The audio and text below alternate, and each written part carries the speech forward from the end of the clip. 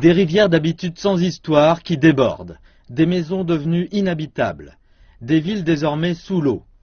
Et voilà tout ce qui reste après les pluies torrentielles. Les autorités de la météo disent que la pluie va continuer.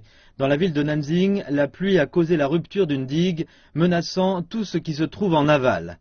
1500 soldats ont été dépêchés sur les lieux pour construire des ponts flottants sur la rivière afin de procéder à des réparations. Le plus grand problème est que les routes en amont sont inondées et les véhicules de construction ne peuvent pas les atteindre. Nos troupes se sont rendues rapidement sur les lieux et ont emporté du matériel à la main. Après plus de 20 heures d'efforts, la rupture est finalement refermée. Toutefois, dans la ville même, le problème n'est pas réglé. Voici un campus universitaire. Les dortoirs des étudiants ont été complètement inondés, ainsi que le parking. Dans les rues de la ville, des centaines de véhicules ont été surpris par les eaux. Et dans ce petit village de Lanhui, l'eau atteint même 2 mètres de haut. Les villageois sont au désespoir. On doit tout suspendre. L'eau est arrivée si vite qu'on n'a pas eu le temps de réagir. Toute notre récolte de blé est fichue.